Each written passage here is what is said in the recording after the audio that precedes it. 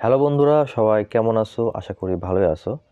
আজকে তোমাদের সাথে শেয়ার করব এসওপি সালফেট অফ পটাশ কি, কেন ব্যবহার করব এবং কোন কোন গাছে এসওপি ব্যবহার করা উচিত।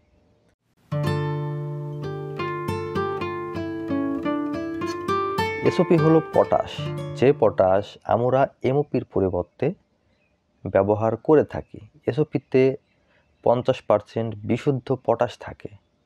এই বিশুদ্ধ পটাশ খুব সহজেই জলে গুলে যায় এবং মাটিতে খুব সহজেই থাকে।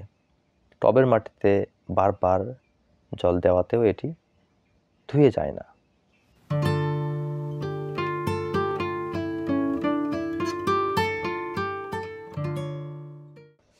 তো বন্ধুরা, আমার হাতে যে সাদা সাদা সার দেখতে পাচ্ছ, এটি মূলত এসওপি। আমরা সাধারণত খোলা মার্কেটে যে পটাশ পেয়ে থাকি সেটি মূলত এমওপি এবং দেখতে লাল রঙের হয়ে থাকে।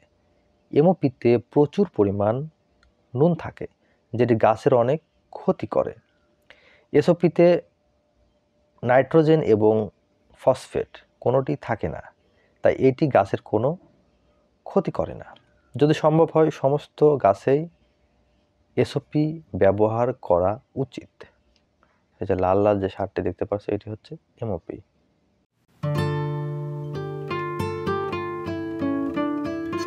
এসওপি সমস্ত গাছে ব্যবহার করা উচিত, তবে যেহেতু এসওপির দাম এমওপির থেকে অনেক বেশি এবং এটি যে কোনো ফার্টিলাইজারের দোকানে সবসময় পাওয়া যায় না, তাই যে সকল গাছে এমওপি দিলে অনেক ক্ষতি হয় সেই সকল গাছে এসওপি ব্যবহার করব।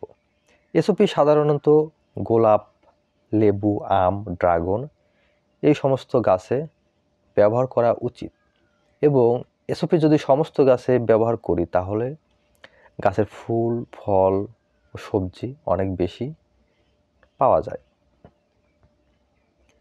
এসওপি ব্যবহারের নিয়ম: 1 লিটার জলে 3 থেকে 5 গ্রাম এসওপি মিশিয়ে স্প্রে করতে হবে মাসে অন্তত একবার, অথবা 1 লিটার জলে 2 গ্রাম এসওপি মিশিয়ে 12 ইঞ্চি টবের মাটিতে 250 ml জল দিতে হবে মাসে অন্তত একবার।